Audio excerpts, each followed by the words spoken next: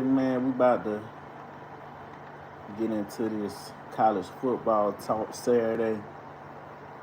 Just coming on here quick. Oh. Alright, guy. Man. So let's.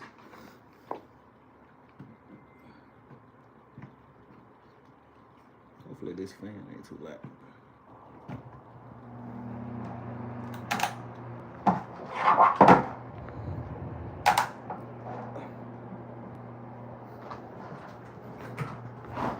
Now, where I put my.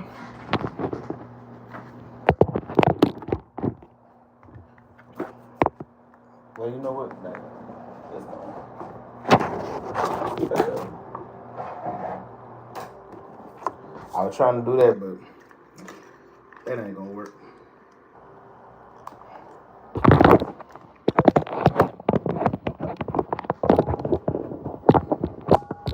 Alright, y'all.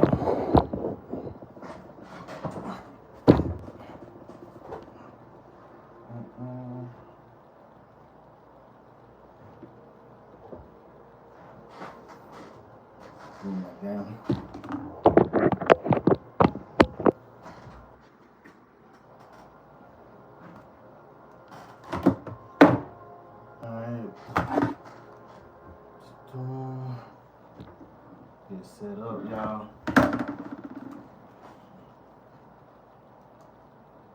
So we'll be Ohio's. We're gonna get into first video, guys. We're gonna get into Ohio State schedule prediction.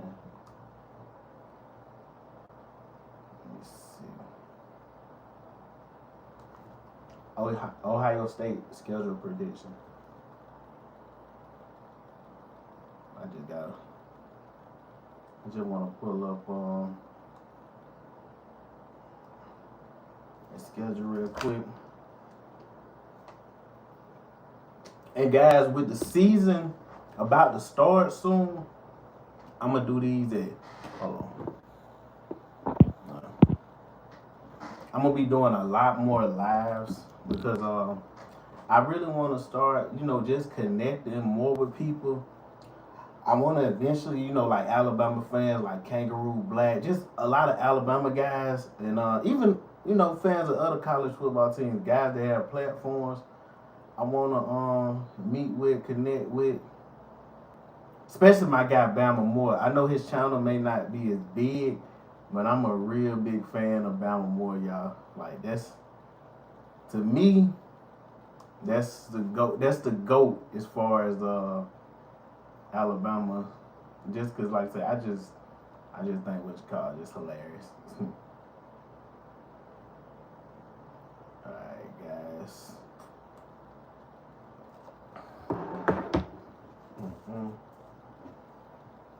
All right, man, we're finna get into it.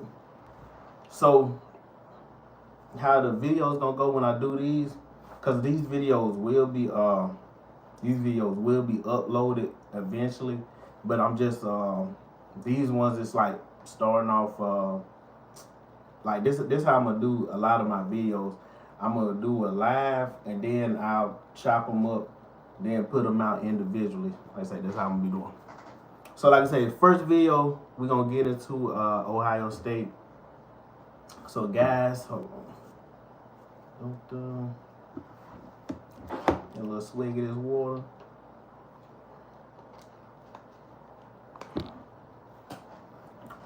All right, what's up, guys? It's your boy Mizzy. I'm here today to go over Ohio State schedule, man. Get into predictions. College football is coming up soon. I know every fan base is excited. Not just, of course, everybody know I'm a Bama fan, but this year I'm paying attention to way more college football. I always watch the SEC, but guys, I really want to get into just watching the Big Ten, just covering college football as a landscape more. So first of all, Ohio State last year, they lost their last two games. They lost versus Indiana in the championship game. Then they lost to Miami two great teams. You lost to the two teams that ended up in the championship. So neither was like a bad loss, but you know, the struggle you seen in the Indiana and Miami game for Ohio State was the O line. You seen, and like I say, both had dominant D lines, Indiana and Miami. So, you know, saying your offensive line is struggling versus them two teams is really not a big thing. But when you watch Ohio State, you seen like, okay, they need to strengthen the O line for the upcoming season. So first of all, guys, Ohio State is replacing 8 starters on defense. And you know, most schools you'll be like, dang, that's a lot of people to replace. But one thing with Ohio State is always gonna have talent. They're always gonna be loaded. And you know, that's one thing about a lot of these top schools. We may not know the names at first, but there will be a guy to step up. Now, either he, you know, better than the last guy, worse, or in the middle somewhere. There will be somebody to step up in that position. But you did lose Caleb Downs and you did lose Sony Styles to the NFL. So them are two big pivotal pieces. And like I say, especially Caleb Downs controlling the defense, calling out the plays, you know, really being just a key person on that defense to get everybody in line. But you know, one thing, like I say, you still had that man, Jeremiah Smith, probably, I don't know, probably I would say if he's not the best college football player, you know, of course the quarterback position more important, but just as far as football players, he would have to be up there, top 3, top 2. Like me personally, I would say Jeremiah Smith is the best college football player. But like I said, last year Jeremiah, he had 1,200 yards, 12 touchdowns receiving. So I think that's a guy you could check mark right there. Even though you replacing a lot of the starters on defense, check mark Jeremiah Smith. And then, like I said earlier, the O line. It's how would that play? We know that Ohio State always has a dominating defensive line, and I expect nothing less this year.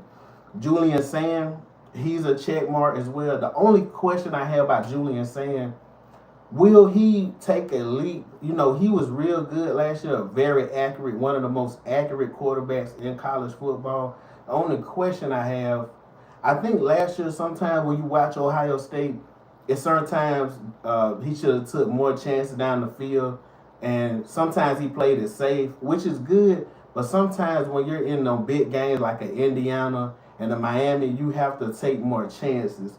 You know, you got to kind of risk it more. And like I said, we'll see. You know, Julian Sand's a good quarterback, so we'll see what leap he takes this year. And like I said, man, with Jeremiah Smith, when you have him as a security blanket, that's always great for a quarterback. That's one of the biggest pivotal things. Like, you know, either having a great wide receiver, running back, you know, that can take pressure off the quarterback. And then, you know, Arthur Smith being there, that should improve the team some. You know, he's new to the offense. I think he's going to implement a more NFL pro style. You also have Bo Jackson in the backfield, a great running back, which I think even last year he was underutilized a little bit. I think this year you'll see him a lot more. So, guys, like I said, I think Ohio State has a great team. And like I said, we'll get into the schedule prediction right now, guys.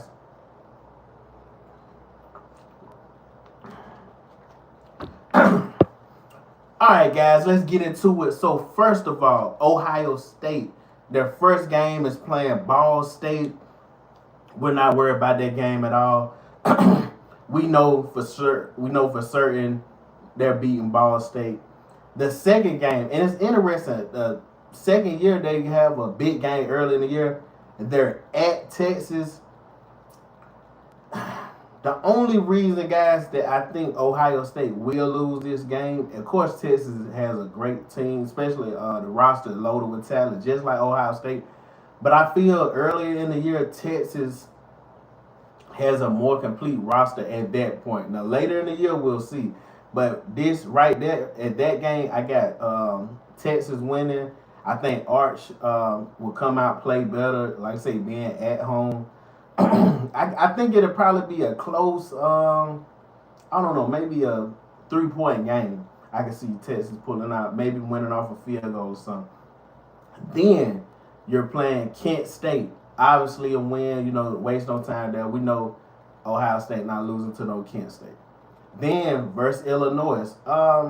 Illinois is a team that's they're an okay team. Sometimes they play above their heads and play better, but Ohio State obviously winning it. Then at Iowa, this is a game that Iowa. One thing about them, their offense always struggle, but they have a good defense always. But like I say, I think Ohio State will win it. Then versus Maryland, like I said, I think that game they'll definitely win. Then you're at Indiana. So now, like I said, you're at Indiana. Kurt Cinetti, you lost last year to this team in the Big Ten championship. So like I said, looking for some revenge here. Indiana has a new quarterback with Josh Hoover. Like I say, and new faces. Fernando Mendoza, he's gone to the NFL. So like I said, this game, the only reason I'm picking Ohio State to lose this game is because I think that, and I'm not, some people don't realize just because you lose a game in the regular season doesn't mean that at the end of the year you won't make it further than that team. So like I said, I got Indiana pulling out this victory strictly because they're at home.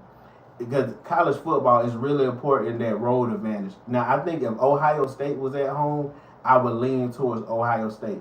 Would I be surprised if Ohio State beat Indiana? No. But I think Kurt Cinetti, he's smart. He knows Josh Hoover is a good quarterback. I think he would lean on the running game in that game and find a way to pull out that victory at home. One thing, Indiana kind of has to win some of these games because Indiana's schedule this year is not as tough as some of the other top competition. Then they play at USC. It's a lot of people this year, guys, high on USC. Lincoln Riley, of course, he's been there a couple of years now. Me personally, I'm not high on USC just because I haven't seen nothing yet to make I don't understand where we getting this USC just finna compete all of a sudden. I know USC is a big program. I seen they picked up some players in the transfer portal. And Lincoln Riley, he knows offense, but I haven't seen nothing yet to make me think he's going to take this substantial step to the next level. So like I say, I got Ohio State bouncing back after an Indiana loss and beating USC. Then they play Oregon.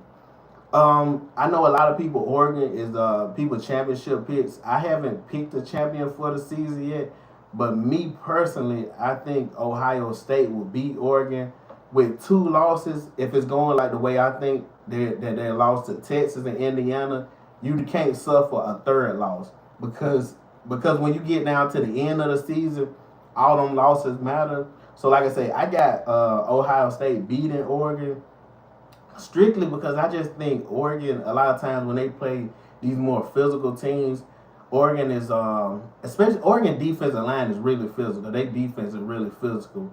But I don't know how Oregon offense will match up against Ohio State's D-line. Ohio State D-line causes a lot of havoc. That's how they win a lot of games, guys.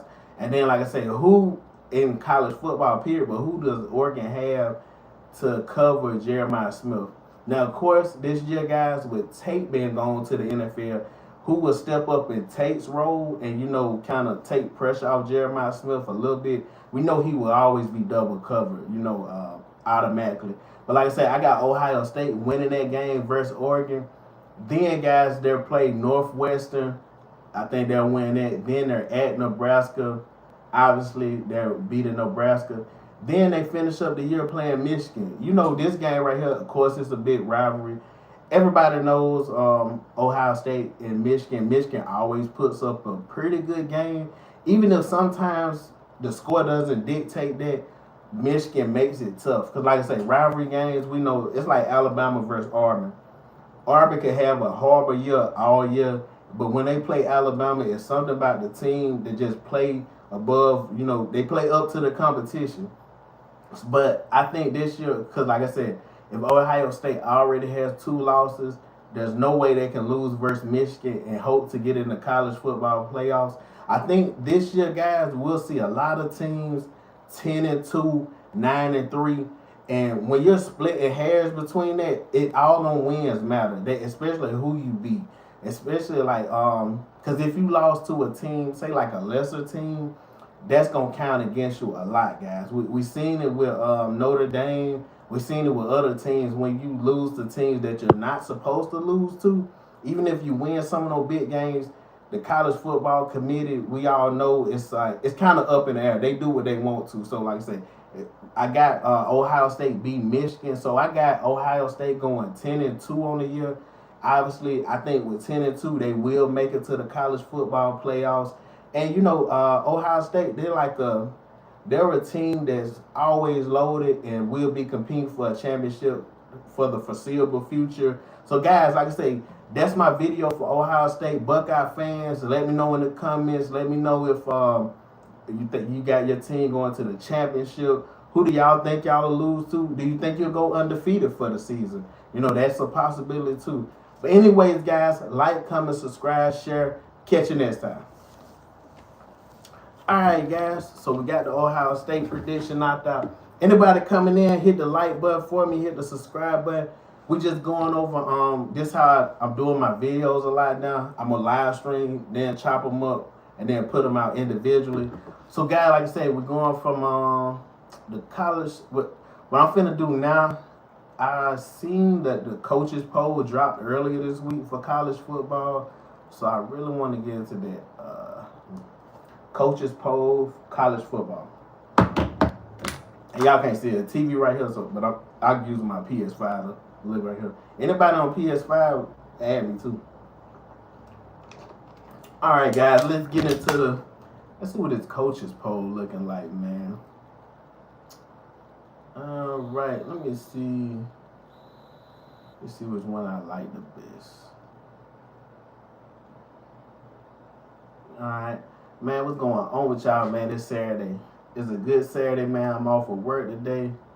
I was like, man, I got a college football's coming up, so I want to get, guys, this year I'm trying to get a lot more consistent. I'm trying to get really locked in. All right, this is a good video right here, guys. All right, let's get into it. Let's go. What's up, guys? It's your boy Mizzy. I'm here today to react to the preseason top 25. This is the coaches poll. So like I say, this is the coaches that think these teams will be ranked here, you know, like I say, going into the season. You know, like I say, we'll get in a couple weeks the AP poll.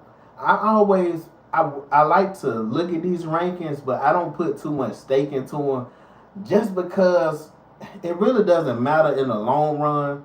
If a team, because it could be a team number one, we seen last year how Penn State ended, that you could be ranked up here, but at the end of the year, that's what matters the most, guys. So first of all, I got some notes that I want to get into the teams. First of all, I'm just going to go down the line all the way top 25, all the teams that's ranked.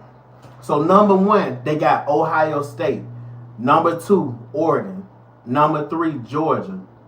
I probably would have had, well, you know what? Let me go through. Number four, you got Texas. 5, Notre Dame. 6, Indiana. Kind of low for me. 7, Miami. 8, A&M. 9, Oklahoma. People are really high on Oklahoma this year. 10, you got Ole Miss, Trinidad. You got Bama at 11, guys. Roll Tide. You got Texas Tech at 12. You got LSU at 13. I thought LSU would have been a little high. You got USC 14, BYU at 15, Michigan 16, Penn State 17, Tennessee 18. Tennessee lower than Penn State? We'll see how the season goes. Washington at 19, SMU at 20, 21, you got Utah, 22, Iowa, 23, Clemson. Hold on, guys. I just got to stop. I got to stop right there. We gotta stop, guys. We got to stop. Clemson, why is Clemson on this list? Clemson at 23. What has Clemson done last year, the year before that? What has Clemson done since Trevor Lawrence and that group left? We gotta stop, guys. We gotta stop. Clemson, like I said, we'll see if they regain anything this year. But Clemson, we gotta stop. Then 24, you got Houston, and rounding out the top 25, you have Missouri. So first of all, Missouri, 25. I'm not mad at it. If Hardy comes back healthy, Hardy he got shot, which was crazy. He's like a top halfback in the college football. So Ahmad Hardy, excuse me. So we'll see how that goes. But first of all, I think looking at this list, I might have had Georgia #1 going into the season. Just because I think Georgia bringing back a lot of players, that's one thing always helps you in competing for a championship is the experience you can bring back. And, with Gunnar Stockton coming back, you got Nate Frazier, it's a lot of guys that's returning, as far as a lot of guys that got a lot of experience. That, like I said, it helps you win a championship. So I might have would have had Georgia #1, but Ohio State having 8 new players on defense. Even though I know Ohio State defense will be good, I just might have would have had Ohio State 3 or 4 maybe. Maybe, like I say, maybe 3 or 4. Oregon, like I say, I'm not mad at Dante Moore back. He's a great quarterback. I just think Dan Lanning and the crew, they got to figure it out. They have all the talent in the world. He just has to figure it out in no big games. And then, let me see. And then, really, when you look at these lists, guys, it's like a tier 1, tier 2, tier 3. Tier 1 is kind of how many teams can compete for a championship realistically. It's hard to say going into a season. Of course, like I said, Georgia, Oregon, and Texas, they have a lot of return and production. So it's certain teams I will put above, but a lot of times that doesn't mean you'll win a championship. It's just saying going into the season, just giving your prediction. This the teams that have the most, kind of they can hit the ground running and don't have to build a lot through the year. Say like an Alabama. Alabama, I think, of course, Alabama fans, we always have high expectations. But me, I'm not mad at 11. A lot of Bama fans, they may be mad at 11 because it's like, oh, we're at the top 10. Guys, all that matters is where you end up at the end of the year. If Bama end up in the end of the year top 5, top 10, or wherever they end up, like I say, that's what matters to Bama fans. So, like I say, don't get too caught up at being 11. I think Bama being at 11 makes sense because, like I say, you got to name a new quarterback. Like I say, Keelan or Austin Mack. And, like I say, of course, Bama, they are, for a defense, the secondary probably the strongest unit right now. I actually did a video, guys, about the secondary. You can go and check that out. But, like I say, the secondary secured. The defensive line is a question mark, and the offensive line for Alabama, the offensive line is a big question mark. So that has to be seen. Can Alabama run the ball this year? That's why I think, they still showing Bama respect because they got us at 11. Now, if we was at 15 or something, I probably would say, okay, they tripping. But then Texas Tech being at 12, that makes me think, if Brendan Sorsby didn't go through the whole gambling scandal, what Texas Tech would have been at? Would Texas Tech been at 8, 7? Because Brendan Sorsby was a really high touted guy. A lot of people thought he was going to be the answer for Texas Tech. Because last year, like I said, with the offense struggling the way it did, people thought that he was going to be the thing that pushed them over the top and made them compete for a championship. But now, without Brendan Sorsby, you see, like I said, they're at 12. And then, let me see, what else I had on her? Oh, Oklahoma being at 9. I'm not mad at that, but just projecting the season, I think Alabama will be better. I think LSU could end up being better. But, like I said, of course, we have to see. The biggest question with Oklahoma, I think Oklahoma, John Material, he has to match his defense. Oklahoma will always have a great defense. We seen it last year. That defense is tough, guys. That D line, like when no games with Alabama, Oklahoma, the game, Bama lost in the regular season. Then they came back and won, but that Oklahoma defense is for real. And John Mateer, he has to figure out something. I know he got banged up last year, but he has to figure out how to complement his defense. Sometimes you can waste the team's talent. Your defense is so great, but the offense, just gives your defense nothing. 3 and out, 3 and out. And eventually, no matter how great your defense is, guys don't figure out a way to put points on the board. So that's the biggest question for Oklahoma. Figuring out, like, John Mateer with the offense. Then, guys, LSU at 13. I think the biggest question for LSU this year, are you moving into the right direction? Will Lane Kiffin have this team? Because I think at the end of the year, they won't be ranked 13 in my projections. I think LSU has a lot of talent, but they had such a big piece of LSU was in the transfer portal. It's like, and it works, guys. We've seen it work with teams. But also, when you bring in so many new faces, it's like you gotta figure it out kind of quick. You only have a certain amount of practice time. So I think Lane Kiffin is a good coach, guys. I don't know if I'm as high on Lane Kiffin as some people. I know some people, Bama fans wanted Lane. I didn't want Lane. I know a lot of people just really love Lane Kiffin, or either you hate him. It's either way. I know Ole Miss fans hate him. So, like I said, we'll see what direction. I think this year nobody has LSU winning a championship.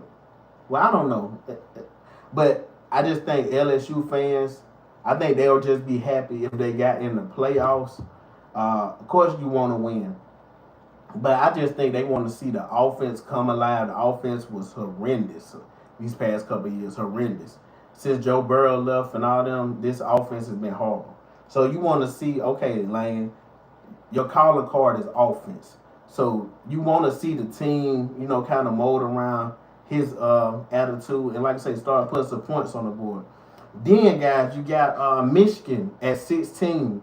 Kyle Whittingham being his first year after the scandal last year with old boy being fired. Like I say, Michigan is in a point that they're just trying to get over that and trying to look to the new year. So we'll see how he does in his first season. Michigan, like I say, they have some tough games on their schedule. So like I said, I don't know if I'm gonna do a Michigan prediction, but they have. I've looked at their schedule. They have some tough games.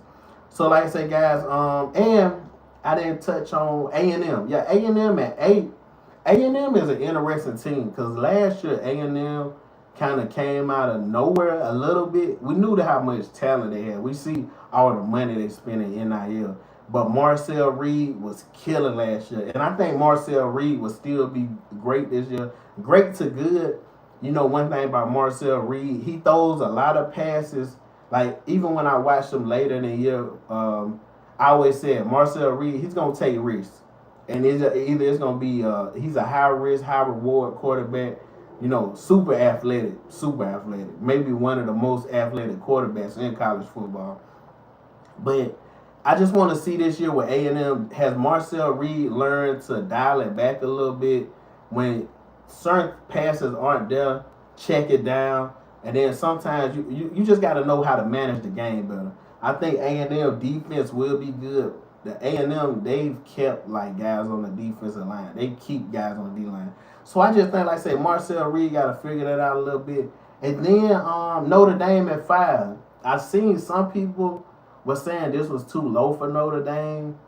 I think, like I said, man, guys, this is the preseason schedule. Don't get so caught up in this. Notre Dame being at 5, I think that's perfectly fine. Notre Dame will be a good team this year. And actually, I don't know. I see my schedule, but I'm going to do a Notre Dame football schedule prediction in this video. But I think Notre Dame, you got C.J. Carr, who's, like I say, a Heisman candidate favorite on a lot of people's list. I don't know if he'll win a Heisman, but one thing I know, Notre Dame has a very favorable schedule. And I know some Notre Dame fans hate because everybody is always Notre Dame plays nobody, including me. I do say that, but they do play Miami. So like I said, we'll see how they schedule go. But guys, that's it for the preseason top 25 coaches poll. I'm interested to see how the AP poll will look in the upcoming couple weeks. Like I say, the season is starting soon, guys. One thing that I want to do more. I want to do more because I think sometimes, being a Bama fan, I think sometimes we get so biased to, of course our team, but to whatever division we in. So you got the SEC guys, you got the Big Ten guys, and them the two, of course the two big conferences. So like I said, I actually did a video the other day, Big Ten versus the SEC. So this year I'm watching more college football. I'm watching more teams. I really want to cover the whole college football landscape, not just the SEC, not just the Big Ten, but more teams. And like I say, I got a job, so like I say, it does make it tough, but I'm trying to cover all that. And we also will be posting, if we missing games, we'll be posting reaction to games. So guys, like, comment, subscribe, share. That's it for the coaches poll. Like I say, appreciate y'all. Catch you next time. Alright guys, so we got that knocked out. Oh, matter of fact, this upcoming video, any Bama fans in here, I'm finna do a video on Bama wide receiver room. Y'all know I gotta cover some Alabama stuff now. Come on now. If I do anything in the video, I gotta cover some Alabama stuff. Come on, man. Alright guys, then after this video with Alabama, if anybody, wanna watch the Notre Dame stuff, I'm gonna be doing Notre Dame schedule prediction after this. Man, guys, it's so hot right now. In my apartment, they gotta replace the AC unit. They got this unit in here that's supposed to be cooling it down, but of course it's smaller, and it's like you gotta be in the living room for real. This is my office, so I'm feeling over here. I'm just feeling. All right, guys, finna get to the Alabama wide receiver room. Matter of fact, let me looking, because I don't need let's go and get into and everybody in the anybody in the chat, hey, hit the like, comment, subscribe for me, and let me know what y'all think about the upcoming year, who your team is, what you think y'all gonna do this year. All right guys, let's get into it. What's up, guys? It's your boy Mizzy. I'm here today to cover the Alabama wide receiver room. Man, I think this is one of the most underappreciated units in college football. Of course, the biggest question for a lot of Alabama fans, and not just Alabama fans, but college football fans, what will Ryan Coleman Williams do this year? Ryan had when he stepped on the scene, of course, at 17, that Ryan, don't hate the player, hate the boss, album dropping soon. But when Ryan Williams stepped on the scene, everybody was like, wait, this guy's the next superstar wide receiver at Alabama. With a sophomore slump, even though Ryan Williams had a 700 receiving yards last year. So let's not act, I think we got to this point that people started acting like Ryan Williams was just trash. Ryan Williams is a good wide receiver.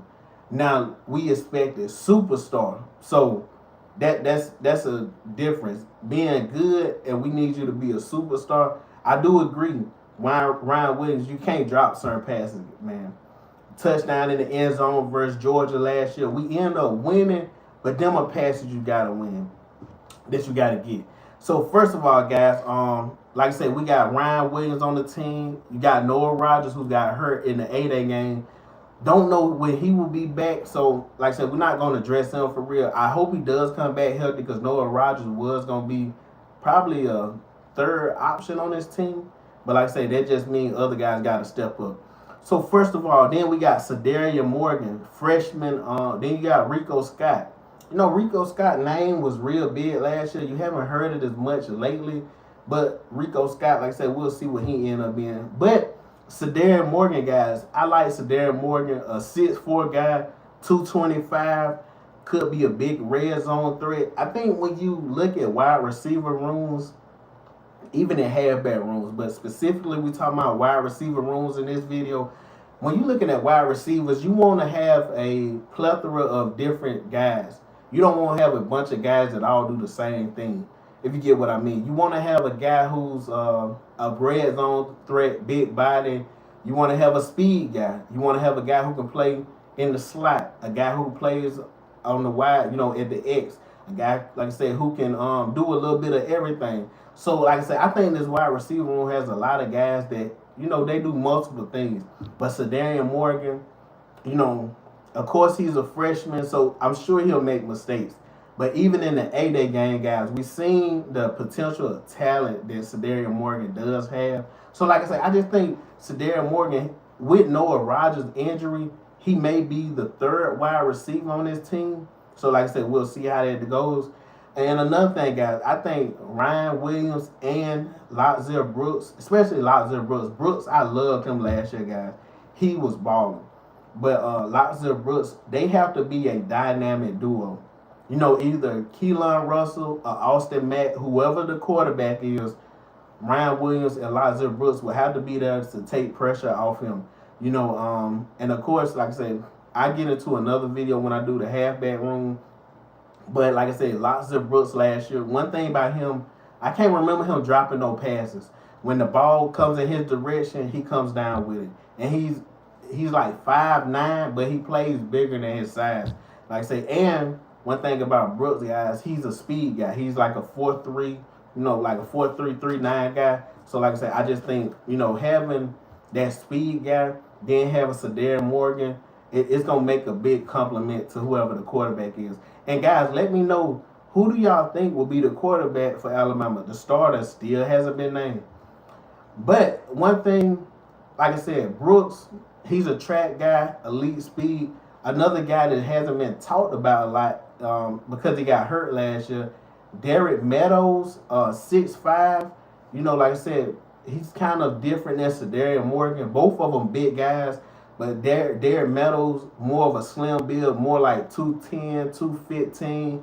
Sedarian, he's like, 225, 230, bigger guy, more physical. So I think you can see some sets with both of them on the field. Like I say, we'll see how Kalen DeBoer and the guys, get the offense going this year. But I think they'll want to establish early who's going to be the 1, 2, 3, establish who's going to be leading in the wide receiver room. And then, guys, you got Rico Scott. Rico Scott, I think he'll probably be a fourth or fifth option. He's like a 4-4-3 guy, like I say. But we've seen moments and glimpses of Rico Scott. He hasn't had a big role in the offense. But with this wide receiver room, he could have a bigger role. One thing I'll say, guys, I do like the wide receivers we have, but with Noah Rogers' injury, you can't afford a lot of other injuries, guys. That's one thing with the NIL deals, the transfer portal. You remember the days of Alabama, Georgia just having so many 5 stars that when a guy got hurt, you hated that a starter got hurt, but it wasn't such a big thing. You used to be like, hey, Alabama got another 5-star that'll come right behind him. Now, in today's college football, it's a little bit different because, like I said, you can't just stack your roster like you used to. So, like I said, guys, I think Alabama wide receiver room, I don't know why I would have on rank for the year. I do think Ryan Williams needs to, I don't know if he needs to be the leader of the team as far as the vocal leader. I do think he needs to be a leader with his play. Some guys are, verbal leaders, say like a Ray Lewis or, a guy like that. And then some guys are just leader by the way they play, but he has to come out this year strong. I think he needs to have at least 1,000-yard year. He needs to have at least 1,000-yard year, maybe 8 touchdowns. I hope we have a 1,500-yard year. But like I said, with a freshman quarterback, well, like I say, Sedarian, with Sedarian Morgan, like I said, a freshman wide receiver, we'll see how he goes. And then, like I say, Austin Matt and Keelan, we still haven't seen the starter get named. And that could change the offense as well. Keelan, more of a running guy. You know, a lot of times, I think Ryan, when you watch Ryan when he played with Jalen Milroe, I think that style kind of suited him a little more because Ryan Williams, he's a really you can tell he's like backyard football guy. When the ball's in the air, he just likes to catch it. He's real creative. When he played with Ty Simpson, him and Ty Simpson could never get on the same page, as far as like just like say deep balls, and that progressed through the year. Ty Simpson was more of kind of like a mid-range shooter like Chris Paul. Ty Simpson was more like say 10-yard, 15-yard. A lot of them passes did convert the 30, 40-yard bombs down the field. And you can go back and look at the stats and it'll show like a lot of times either, I don't want to say it was Ty Simpson all the way, but either way they couldn't get that going. When Jalen Milroe was there, Jalen Milroe was a deep thrower. He couldn't get the the easy throws going. So like I say, Ryan Williams was a lot of times he was going deep, catching deep passes. And like I say, I think that's more comfortable for him. So I want to see early in the season is they just going to have Ryan, because last year they tried to play him in the slot more too. Is they going to have Ryan just go back to being the X wide receiver, put Brooks there? Like, how is the offense going to go? So like I said, guys, it's a lot of questions for this team. But like I said, they got the pieces. One thing about Alabama, guys, they will never step on the field and not have talent. It just is the coaches coaching up that talent, is the coaches putting them in the right position. But either way, guys, like, comment, subscribe, share. Appreciate y'all. Catch you next time. All right, guys, so we got the Bama wide receiver room knocked out. Like I say, it's going to be an interesting year, guys. It's going to be an interesting year. You got Coach DeBoer. It's a lot of questions for Alabama. And Bama fans, I know y'all ready. Like I say, I know Coach DeBoer, he probably knew it would be pressure coaching at Alabama, but I don't know if he realized how much pressure. So, guys, now I'm going to get into Notre Dame. We're going to get into Notre Dame schedule. I say Notre Dame, I'm just pulling up the schedule, guys. We'll get into it short. I think Notre Dame is they're ranked, like I said earlier, they're ranked top 5. I think they should be ranked top 5. I say they got a lot of talent. Notre Dame has been great. And yes, I know they missed college football playoffs, and I know Notre Dame probably hates Alabama because of that. But join the conference, guys. Join the conference. That's what you need. All right, let me pull up. Try and find that fast. Pull this schedule up, guys. Man, what's going on with y'all though, man? Hey, let me know in the comments, guys, and hit that like and subscribe. Let me know what is y'all expectations for the season. Who do y'all think is winning the championship this year? All right. Oh, hey, anybody who like any gaming and stuff, I'm gonna be streaming on Twitch probably once I get off here. So, like I say, anybody, like I say, want to come on?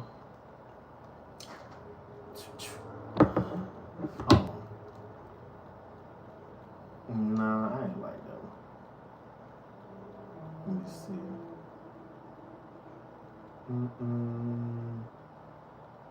And hold on, I'm trying to find the picture for Notre Dame that I like.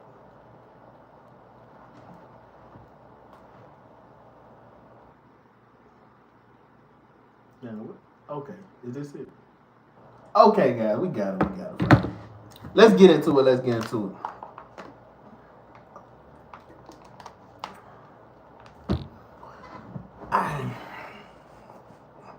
What's up, guys? It's your boy Mizzy. I'm here today to go over the Notre Dame schedule prediction.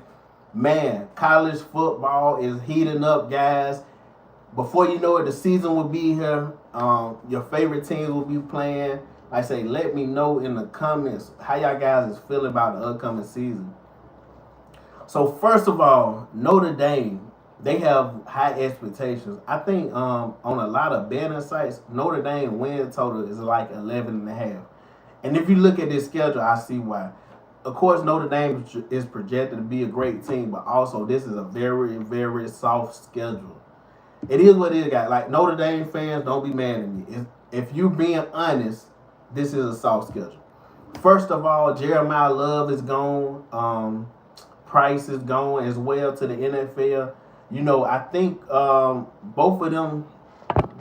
I think both of them guys last year, they a lot of times they just ran by guys, and I think with Notre Dame having one of the best O lines last season, and I think it will carry into this season. Notre Dame probably has one of the most experienced O lines, and we've seen with teams like Alabama, Oklahoma, with teams that have O line struggling, we see how important it is. You know, a lot of people don't talk about O line because it's not a sexy position, but when you don't have an O line that's great or good, and it don't matter how good your quarterback is back there, and if he doesn't have time, he can't complete passes.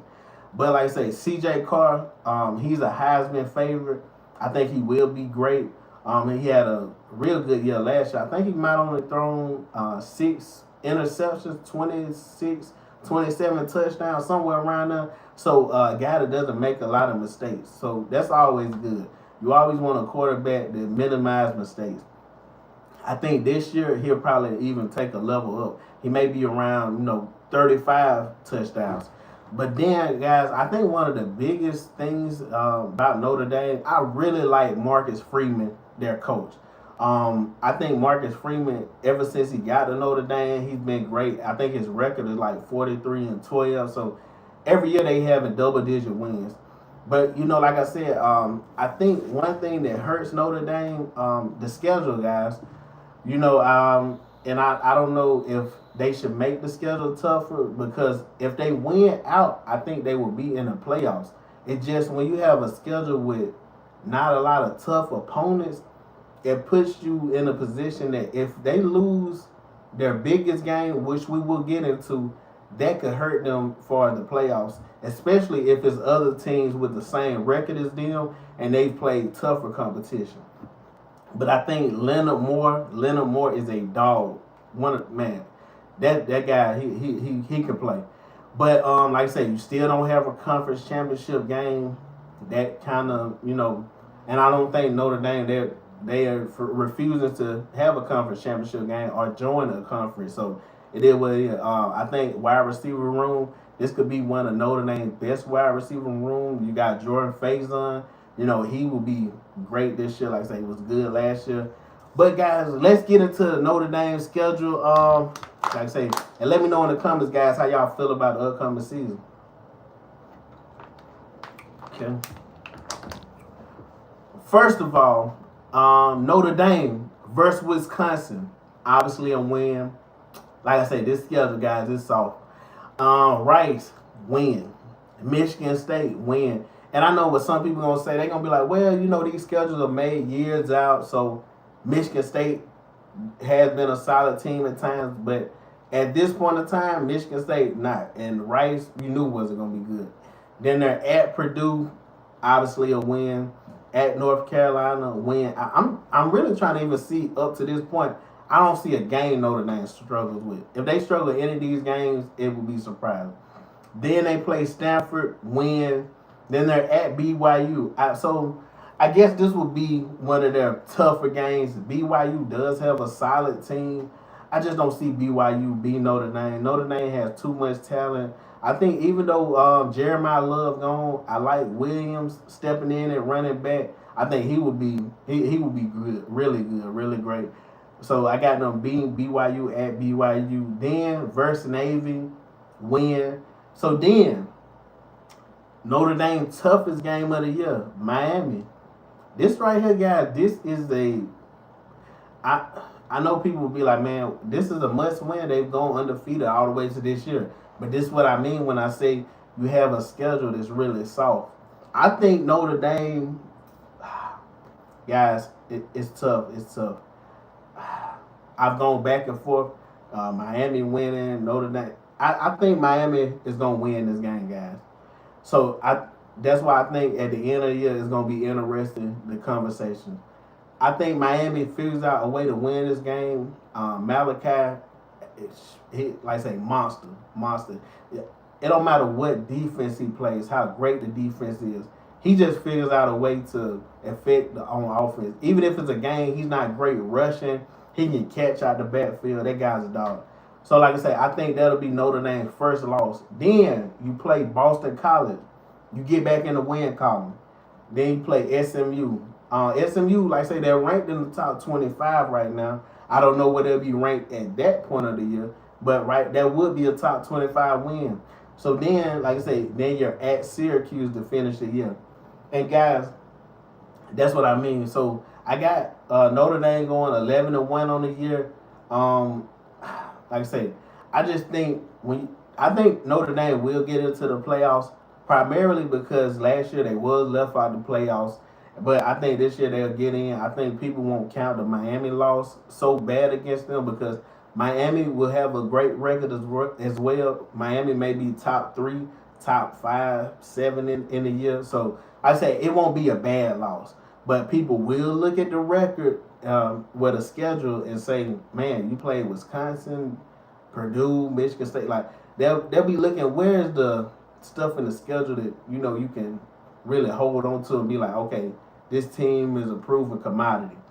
But guys, like I say, I think Notre Dame will get into the playoffs. We'll see how good they do in the playoffs. This team is really good. Like I said, they have a lot of great players. So don't let me saying the schedule itself dictate how I feel about the team. I do think this Notre Dame team is deserving. Like they really are deserving of being ranked top 25. I just wish it was some way that we got more games that were just good games.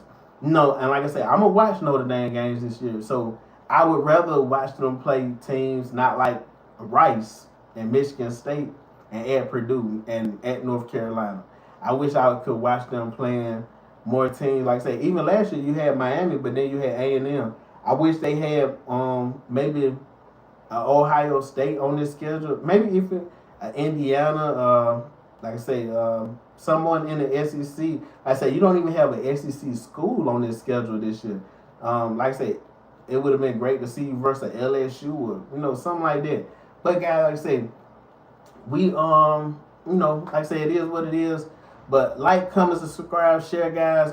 That's it for Notre Dame prediction. Let me know in the comments how y'all feel about the upcoming season. Catch you next time.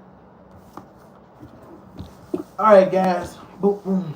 So now we're finna get back into some Alabama news. Finna get to this Coach DeBoer. Hold on, let me pull up something real quick, guys. Hey, how everybody doing out there? Everybody doing good?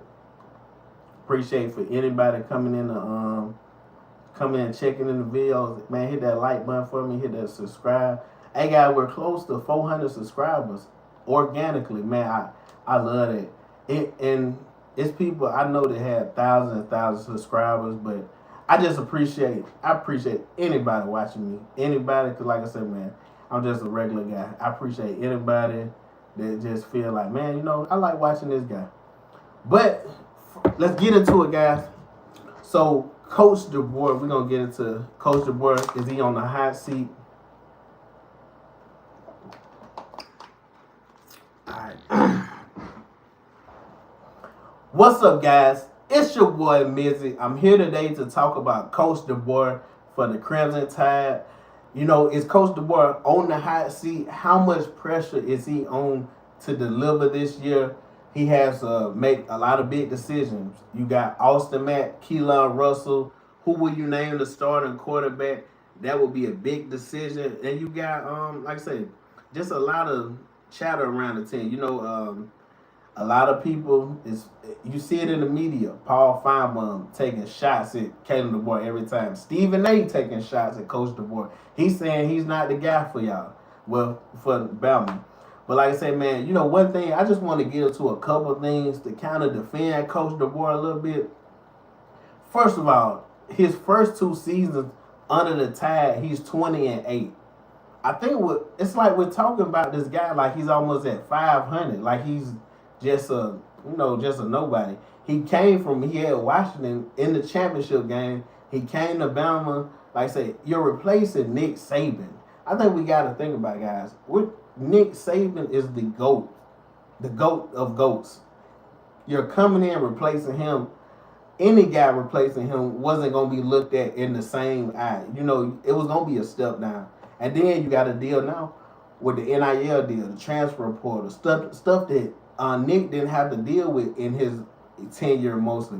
When he had to start deal with that, it was at the later half. Then, like I said, he went 20-8 in his first 2 seasons. Coach DeBoer in 2024, he was 9-4. Last year he was 11-4, and he won a playoff game versus Oklahoma. So he's showing you progression. I know one of the big things, people like, well, he's losing certain games that he shouldn't lose. I agree with that. It's certain games that Coach DeBoer has to win. The Florida State games. Like I said, and this is the video, guys, to show both sides. I think we just criticize Coach DeBoer too much, but I do think Florida State game looks like the team is unprepared. It looks like that game they walk in, and like I say, with the talent level now, Alabama has more talent than Florida State. But with the talent gap not being as wide as it used to be, at one point the talent gap, when it was just Alabama had 5 stars up and down the roster, the talent gap was very wide. Now the talent gap is still a talent gap, but it's way closer, guys. So you don't have as much room for error as you used to back in the days when it was the BCS and them days. Now you got to come in prepared. You always had to come in prepared, but you really got to be on it now. So then, like I said, man, like I said earlier, you got to make a decision. Who's going to be your quarterback to take off this year? Coach DeBoer has dealt with his first season. He had Jalen Milroe, then Ty Simpson. I think if I'm him, he should name Keelan Russell the quarterback, so you can have a quarterback you can have for a couple of years. That, like I said, at least 2 seasons. Switching up a quarterback every year, I don't think that's a good recipe for success. Then, like I say, what's your expectation, Bama fans, for the season? Me. I'm not gonna get into my expectations. I'll do that later date.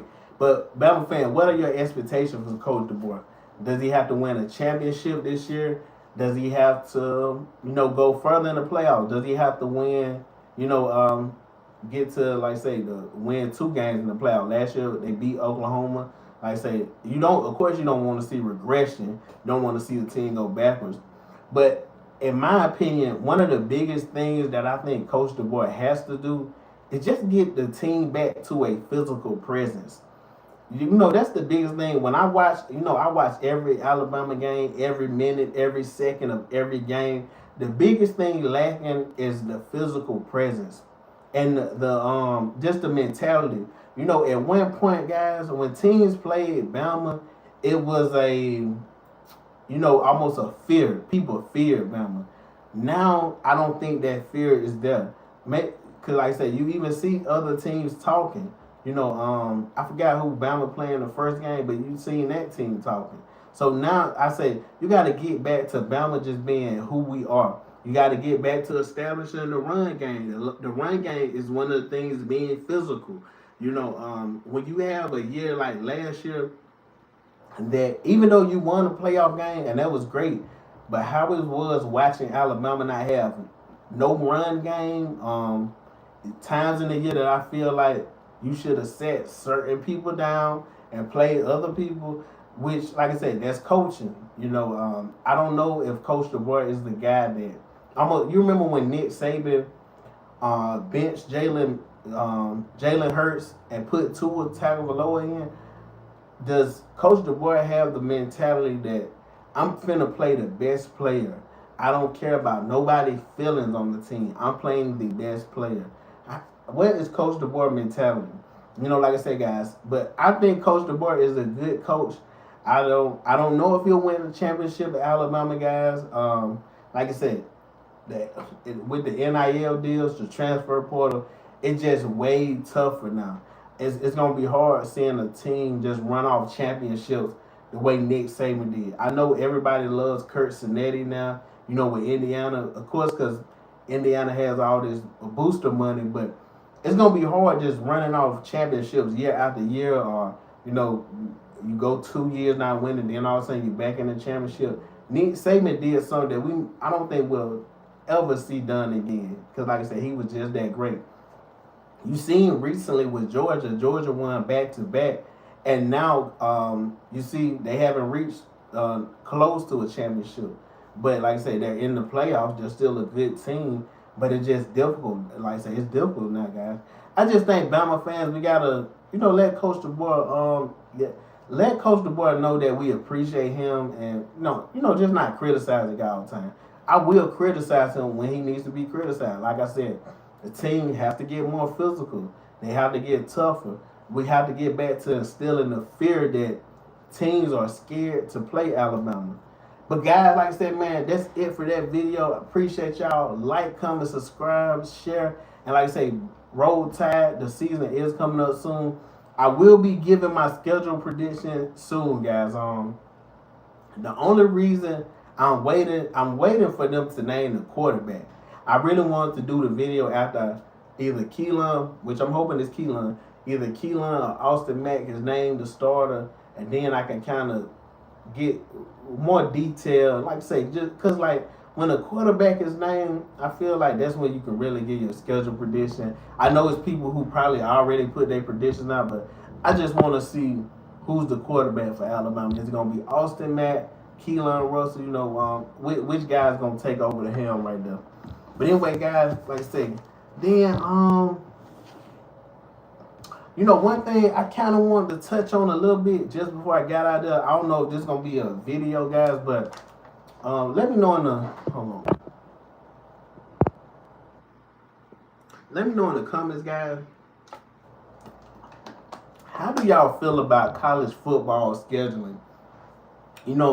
I did the Notre Dame prediction. I've looked at Texas Tech schedule. How do y'all feel about teams that's playing inferior competition?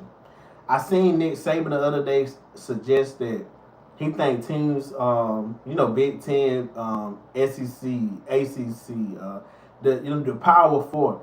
He thinks that all of them should play a Power Four schedule. Because like I said, he just saying that would eliminate playing less teams that's really not difficult teams. Like I said, you seen Notre Dame schedule, Texas Tech. Guys, matter of fact, I'll pull up Texas Tech schedule right now. Texas Tech football schedule. Hold on a minute.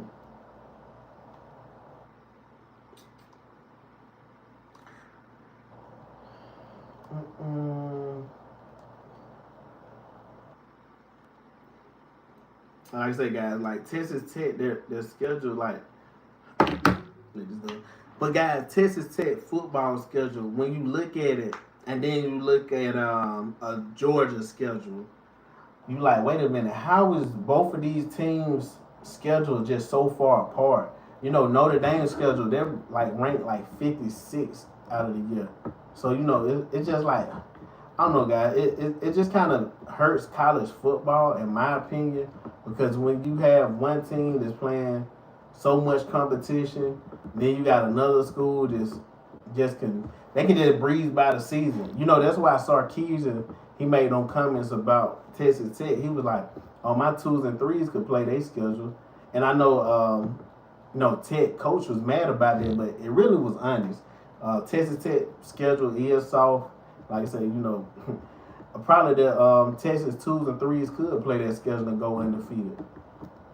But anyway, guys, like I said, I just wanted to touch on a little bit. Dang, we was on an hour today. That's good. So, guys, hit that like button for me. Hit that subscribe button. If you missed any of these videos will be cut up, and I will be putting them out probably today, tomorrow. Probably today, tomorrow, maybe Monday. I'll see the schedule and how I want to do. But appreciate everybody for coming in, checking in with me. We'll catch you next time. Like I said, I appreciate